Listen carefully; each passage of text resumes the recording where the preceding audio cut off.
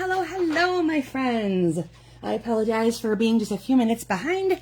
One of my connections didn't want to connect the way it was supposed to. It's like, we forgot what we were doing down here since it's been so many weeks since I have been live, and I apologize for that, but sometimes, life has to do some things, and we went through graduation and an amazing vacation, and then a few illnesses this week, so I didn't quite get around to doing what I had wanted to do, which was to share my interpretations of the sketch I showed you last week, Monday.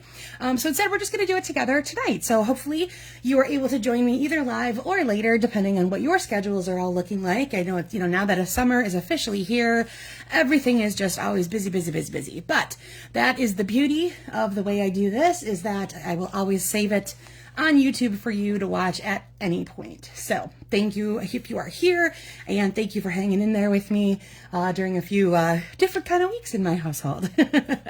All right, so tonight I wanted to share with you, I'm looking at pages 20 and 21 of the annual catalog, and this is featuring a scrapbooking workshop kit. So what you get in this kit are all of the items you're going to need to make a series of, you're going to make 3 2-page layouts. You're going to get 6 scrapbook threads, and this one is called Celebrate Together. Then in the online store, there is a complimentary sweet collection that's called Celebratory Sips, and that is what I'm going to be using tonight.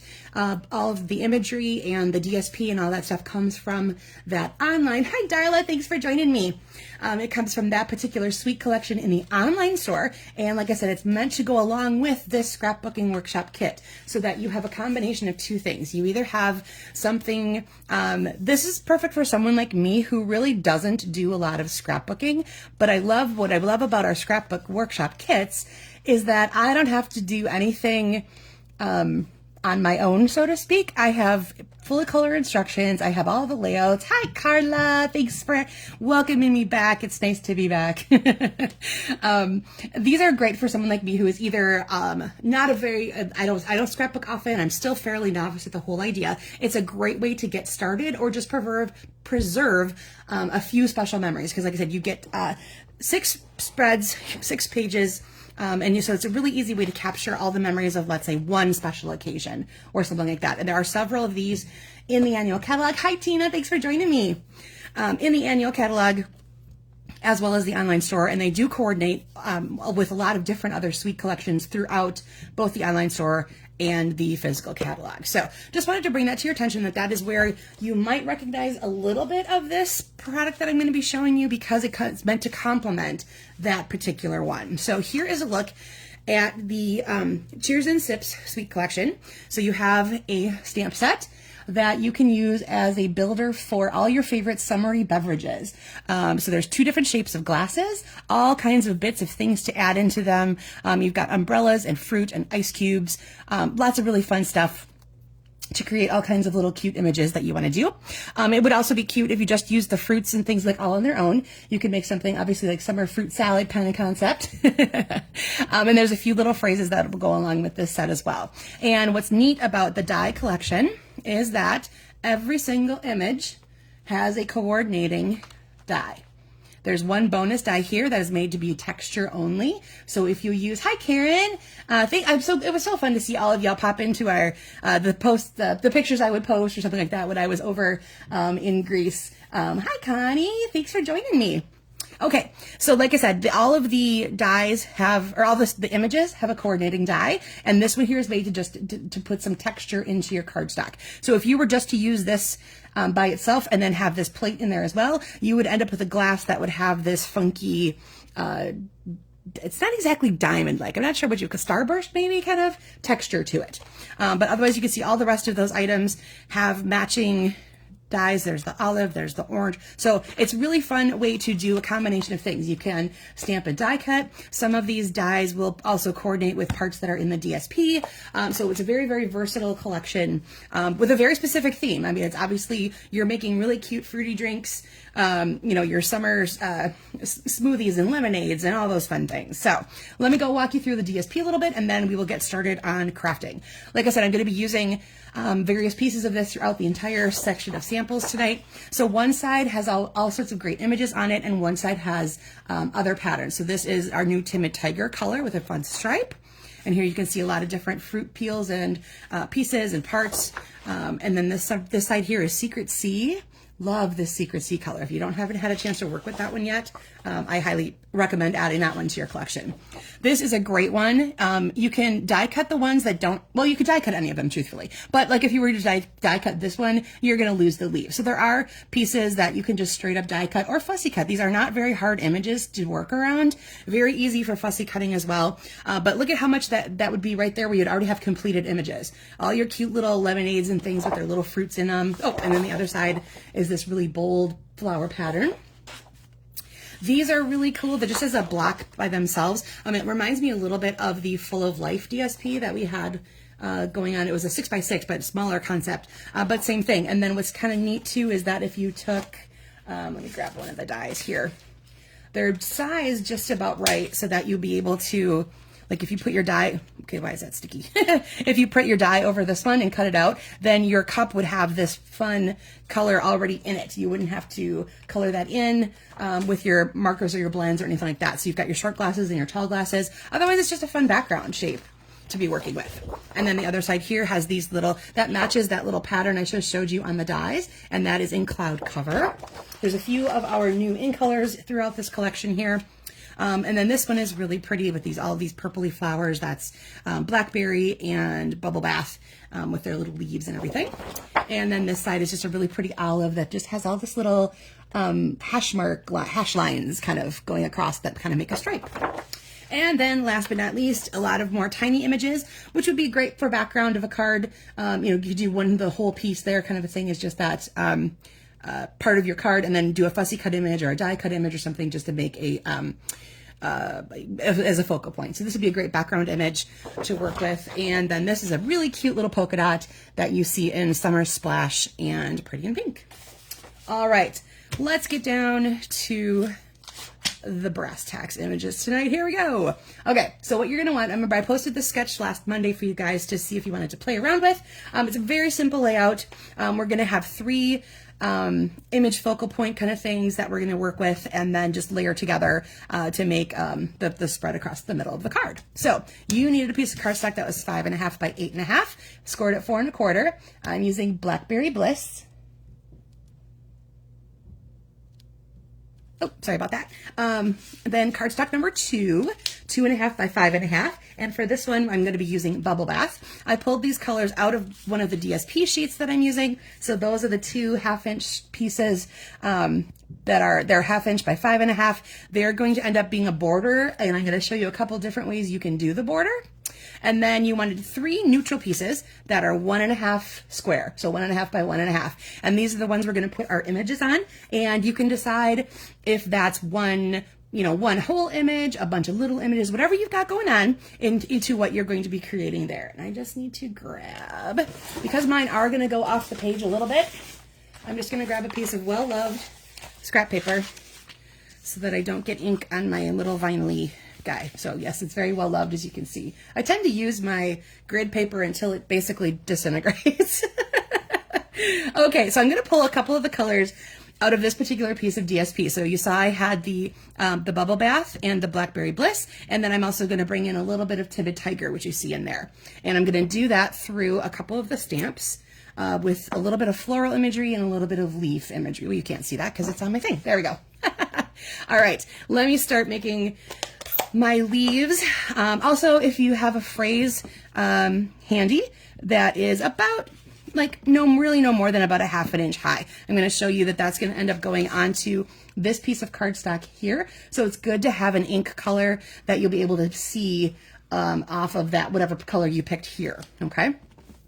All right, I'm going to go back to making a couple leaves. I'm doing this very kind of randomly, haphazardly. I didn't expect this to be, for me, this is one of those, it's going to go off the edges of things. It's not going to be a complete piece. I kind of like the way that might make it look more like we cut up a piece of DSP or something like that. Okay, so let me go ahead and add, I'm only going to ink up a couple of the flower parts of this. I don't really need any more leaves happening. So I'm just going to add a little bit of Timid Tiger into here. And I think I'm going to try, I need a couple more of those. To put one in the, you know what, I'm going to clean that off just a tiny bit. There we go. And a little bit of Timid Tiger right in the middle. And then I'm going to do another one kind of similar to that, where I'm going to have some of these guys going around. And then the third one that I'm going to have in the middle is where I'm going to be using that Blackberry Bliss color. So I'm going to bring in, like I said, I have a little bit of each of those colors coming in, the Timid Tiger and the Blackberry Bliss. Okay, let's clean that off. Okay, let's throw that back together. Have you done that, Karen? Have you cut your grid paper up for a background after you've done something fun like this? That is a very interesting idea. I will have to check and see if I have good ones where I've done. It's really fun, especially if you've done some sponging or blending brushes or something like that. You probably have some really great color patterns happening when you're down there. That is a very interesting suggestion, Karen. I'm going to have to check that out. All right, now, like I said, I'm going to do kind of the same thing here, just with my Blackberry Bliss. And that's going to bring in that other part of the color that's going to go along with all the colors that are in that cute little DSP. Okay, now as I said, this is going to end up happening. So I'm going to show you this first before I do any other stamping and assembling. This is basically the idea we're looking for. And it's going to be, I can take this out now. They're going to end up kind of evenly across. And then a little bit higher up if you're going to do your phrase on this piece here. And the stamp set has some adorable tiny little phrases. So there's the big cheers, then you could say cheers to you or to us. And then there's just the it's your day and let's celebrate. And these tiny phrases are perfect for something like this, where they'll fit in just super cute. I am going to actually do, though, the little bit larger. Oh, there it is. I'm staring right at the word cheers and it just wasn't coming into vision. I'm pretty sure I have room to put it there. I do. Okay. And actually, I'm going to change my mind. I'm going to do the, let's see, let's celebrate. That's what I'm going to do instead. Because I just realized I don't really have any of those little beveragey images on it. And to me, that's what the cheers kind of thing is for. You're going to be toasting or celebrating, something like that. So, all right, I'm going to grab my Blackberry Bliss because that will show up nicely on here. I'm going to put it down in this corner. And now I'm going to go ahead and mount those squares so that I wanted to make sure I left enough room for my phrase down there. So let's go ahead and do that. And if I was my adhesive, there I would be. Like I said, it's been very interesting to get back down into here because I haven't actually been in my studio for weeks between all the other things going on and then vacation. And we were out of town again this weekend for the holiday. And so I really haven't been in my studio for a while, but it's really, really fun being back here with you guys. I'm so excited to be back. All right, I'm going to slide that over a little bit. And you'll notice I didn't put a ton of adhesive down on it right away because if you're anything like me, you don't get the spacing right on the first try. All right, now here's where you can take things in two different directions. So the initial layout for this called for another piece of cardstock or something behind this that you would end up layering this onto. And for me, that was just a very bit kind of a waste of either cardstock or DSP because you're literally covering up the whole thing. It's going to be the entire width of the card, which is why I cut that down into 1/2-inch pieces. So you can decide. I'm going to lay this out on my card base so you can see what I'm talking about. Because we've done similar things like this before, but we've had little pieces of cardstock or something like that for borders. And so there's two ways you want to do this. If you want to take full advantage of all of the size of the strip you're using, you're going to start with this in the center. And then this should fit on top, and this should fit on the bottom, and then you have about an even layer here. You could also consider pulling that up or down a little bit, and then you're going to end up with space in between. So that's how I'm going to assemble this one, just so you kind of remember what that looked like. The other thing you could do is you're going to end up tucking these like behind. So if you would do a little adhesive on here, you can make these pieces thinner. If you want to have more of the focus here, you're going to take away some of that by bringing those guys down. So like I said, I'm going to assemble that second way I showed you so that, and I like to work, even though this isn't the direction of the card for me, I can it's more easy for me to see distance and vision and things like that when I have the card going a certain direction as opposed to another. So like I said, I'm going to take and I'm going to make the space go there, and then a little bit more adhesive on this piece here. And there we go. So this is one form of how you can make this particular layout work for you. Okay. Let's see, how long have I done Facebook videos? You know, Connie, that is a very good question. This is episode number 214. Now, I don't do it every week. There have been a few I've missed, or we take a break at holidays sometimes. So I can't say that that has been 214 weeks in a row, but it is a number of weeks. I started it during COVID, so I would say it's been a few years for sure. I would have to go back and double check my notes to find out exactly when that first one would be. You can also find, I'll have links to finding these guys all on YouTube too, and you can see for every episode from number 1 until current. I always keep them on there. And Connie, I don't have anything scheduled currently for in-person classes, but that is something that I hope to be doing again soon. It's been a little while since I've had people in the studio after, COVID and things, and then I was still raising some kids and stuff like that, and some of the in-person stuff kind of slipped off to the side, but I definitely want to bring it back. So I will, hopefully you have liked my page now and you can follow along, and I will have notifications out there, of course, of upcoming classes or things that I do. If you want to leave your email address in there, I can add you to my mailing list. So thanks for asking questions, Connie. I appreciate it. Okay, so I'm going to set this to the side. I'm going to show you a couple other alternatives of what I did. So this is one, like I said, where I tucked the DSP behind. And instead of using a second piece of cardstock, I actually used, these are actually the same piece of DSP. I believe I showed you that before. So for I used this one on what we had originally cut as cardstock. And then this is the other side that has those really pretty purple flowers. So I used both sides of one sheet of DSP for this one. This is that flower I was just using, but I did do it in Memento and then colored it in with my blends. So of course that was all the blends that were a part of this particular color palette. So there was Bubble Bath, Blackberry, Olive, and Mossy Meadow is all involved in some of that kind of stuff right there. And then I stamped my little Let's Celebrate directly onto that piece right there. As I said before, as we were going through things, I did everything on this one flat to the page. You can always pop up, use dimensionals, all kinds of different things, whatever you want to do on your, am I from Waldorf? No, Connie, I've been born and raised in Wisconsin. I grew up right around the Milwaukee area, and I now live in the Madison area. Let's see here. Oh, and then I did one of my other favorite tricks, which is this is still one layer of cardstock. It's just the basic white. And I took my black, Stampin' Right marker and I just traced it around. So it gives it a little bit of it looks like there's another piece behind it, gives it some depth, but without actually adding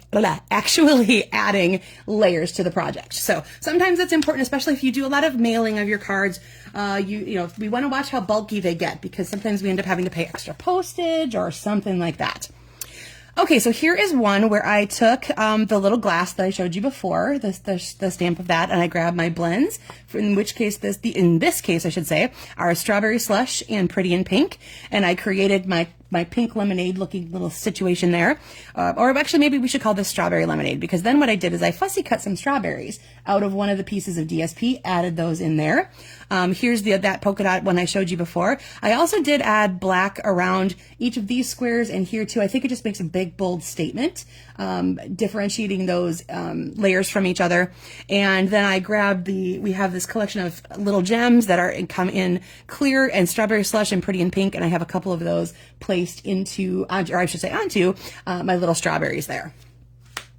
All right, now this one, I wanted to give you guys an alternative to, like you saw, I had you cut squares. Now keep in mind, this could end up being any shape that you want. So in this particular one, I just grabbed 3 of the glasses that we had in there. And instead of adding my phrase onto this part here, I added it down here. I actually fussy cut it and popped it up. And so this is playing with the Blackberry Bliss pattern in the DSP that had the cute little flowers. So these were just fussy cut directly from the DSP. I kind of like this one. It's got the hint of the ice cubes being in there. I thought that was really cute. And I grabbed my mini corrugated embossing folder, and I added embossing to the white panel. So this one really pops off the blackberry colors really nicely, because I used so much basic white in the rest of it. So that was a really fun one to do. And then here again, different shapes. I cut out those squares, those The ones I showed you before, where you could, you can use these just as they are, or as a part, background part, or else cut them out with your the glass shapes. So I just fussy cut 3 of those that are in the Daffodil Delight color. I fussy cut a few limes and lemons. So that's just focusing on those particular fruit pieces. Then I added the Let's Celebrate. And this again has that olive DSP. And then I used the cardstock. So I kind of flipped it around. The DSP is the background for these images, and the cardstock is the layering of the 1/2-inch layer that I showed you earlier. Okay, so this is where we started, and for my stepped up one, I actually took the phrase out of it completely, and this is a little blingy on the ribbon, but we have this new ribbon in the online store that is gold, and what is the other color? I believe it's olive. No, mossy meadow and gold, and it's woven together, so it's really super sparkly. And I wanted to play with some of that stuff in there because we've got the olives and the olive color and the mossy meadow, and I just liked a little bit of sparkle. So again, I did stamp just my leaves there, and I fussy cut these guys out of a DSP. I added a few dots in the Pretty in Pink that come from the rainbow dots. Those are these little guys right here that come in all these really fun sherbety colors. So that I just added a couple of those, and I used my damask folder just to give some interest to that piece of bubble bath. There we go. Can you tell I'm not quite back from vacation, guys? There's still a few words. It's like, what is the word I am looking for? Alrighty, so like I said, there's a lot of ways you can step this up, adding dimension, adding other things, different shapes. So like I said, grab parts of DSP, shapes themselves, use your circle punches, use your any other shape punches that you're thinking of, different die cuts. It could easily also be a layout that would go vertically instead of horizontally. Because like I said, all you have is 3 parts, and you can you could make those go down this way, add a phrase that would stick off the side. It would be a great layout to play with in all different kinds of directions. All right, well, big thanks to those of you who joined me live tonight, and if you're watching later on YouTube, thank you for joining me there. As always, if you have created anything along with me, I would love to see it. We would all love to see it. So drop a picture under the post, share what you've been making and how you used yours to do with this particular layout. I did actually glue this one down, Connie. Yeah, I took a line of my the Tombow multi-purpose glue, and I did actually run it on the where this piece met this piece, if that makes sense, and then I just ran that over because I kind of thought of it after I had put some of it together. The other thing I would have done is I would have attached it to this piece before I put it on the card, which is by having enough to wrap around the back and adhere it there. So that it would stick, and you wouldn't be able to see it. Some people do wrap them all the way around the card front and stuff. Part of it for me is it's kind of a way to save the ribbon. Like to me, that part, some of that's like, well, it feels like a little wasted to me. Like you want to keep your ribbon, going stretch your ribbon as far as you can, so to speak. So I could have wrapped it around the layer here before I adhered it to the card. But for this particular one, I will admit the ribbon was kind of like an afterthought. So I did glue that down. I did run a little line of my adhesive here. I did cut my ribbon a little longer than my piece so that when it was dried on there, I could flip it over and trim off the little excess part, so I shouldn't have too much fraying.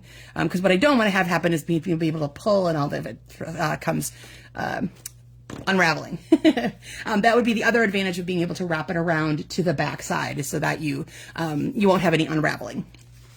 All right, so that is going to do it for me for tonight, guys. Like I said, I will have photos and the upload to YouTube by the end of the night here, so you'll always have these as a reference. And if you have any, not on this particular one, Connie, the glue won't show through because it's so dark. It's not a technique I would use on anything that's a very sheer ribbon or too light, because I don't, like I said, like you just said, you don't want to see through it. But this particular one, because it's got the mossy meadow color in it, it's very dark and you will not see that glue line. So hopefully that helps answer your question. If you have any more, keep dropping the questions in. I will check back for more comments later and answer as many as I can. So for now, thank you again for joining me live on this Monday night, and I will see you again next week, Monday. Have a great week, everybody.